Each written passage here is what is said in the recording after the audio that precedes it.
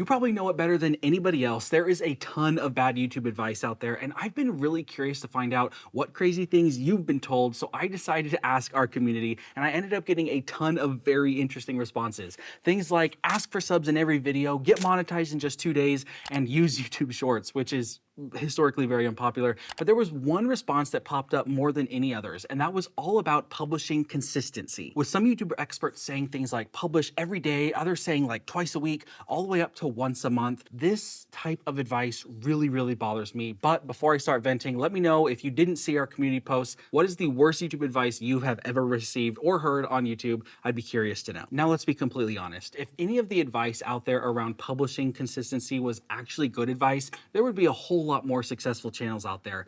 And I really just want to dissect this a bit. So stay with me here. When we talk about YouTube consistency, we need to break it down even further. Consistency is a combination of publishing frequency and content expectation. Most people out here giving YouTube advice love to focus on the frequency element, but often forget the second piece. That's where we get the bad Publish every day. Publish once a month type of advice. But where do they get those numbers? Honestly, I do not know, but I think we need to stop giving that advice, and I'll explain why. So let's break it down even further. When we talk about the value of an individual piece of content, we need to consider two main things. The first one is content time, and the second one is content value. Most people commonly refer to these things as quantity and quality. Now, every piece of content you create is created with these two things in mind, whether you're thinking about it or not. So let's start with talking about the content time part. Some creators out there are so much more likely to create tons of videos day after day, week after week, publishing like literally crazy people. Now, guess what? That can work. A great example of this is Sam Sulek. You can check out his channel here. Then on the other side of the extreme, we have those people who hyperanalyze everything. They want to craft the most perfect version of the video possible. And in order to achieve this goal, they can probably only publish like once a month on average. And just like before, this can also work. Think Mark Rober. Now, here's the problem with these two examples. They are both pretty serious extremes. And to understand why we see so many of these extremes shared on the platform, we need to think about this one question. What type of marketing works well on YouTube? Now, a bit of math for you. Extreme example plus YouTube marketing equals what? Yeah, you guessed it, a perfect title thumbnail combo to optimize the number of views on a video. That's why it happens. Now listen, there's a difference between lying in your title and thumbnail combo and simply sharing information that just isn't applicable to everybody. And I'd like to think most YouTube strategists falls into the second camp, most of them at least. So if you don't remember anything else from the video today, remember this. A ton of YouTube advice out there is not the best advice for everybody. More on that in just a minute. Back to the consistency though. The reality of YouTube is that the answer to the question of consistency comes down to the individual creator, and it will every single time. What is the way that you tend to learn? Do you tend to lean toward like whipping out lower production videos every single day, day after day? Or are you more of a craft a big, perfect video type of person?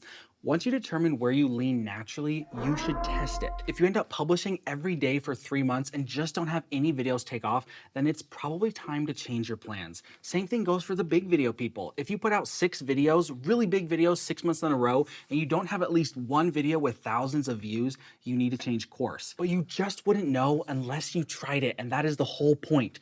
Most likely, you need to find the right balance between quality and quantity, and it's not just about what you prefer, it's also about what the audience reacts to. Remember earlier, consistency is publishing frequency and content expectation. Part of your testing is finding out what works well for you as the creator and then what works well for the audience. That's the huge takeaway here. You need to test for yourself. Maybe you think that your one video a week is good and it's sort of working for you, but if you just had a little more time to spend on the edit, you think you could take your channel to the next level.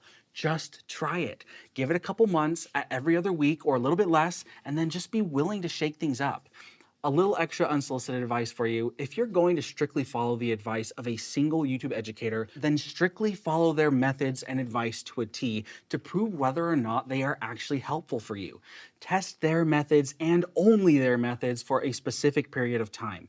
Now, if you can take a totally different approach. If you want to listen to 5 different ones, then you need to treat their advice more like general education so that you can take that education and plan to test various strategies on your own.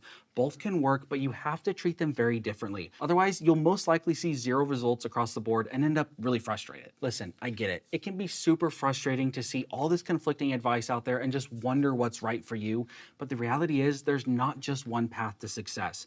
All of these publishing schedules we talked about can work. And the question is, which one will work best for you? And the answer is most likely to be found by you while you are testing things on your own channel. So to answer your question, what's the right one?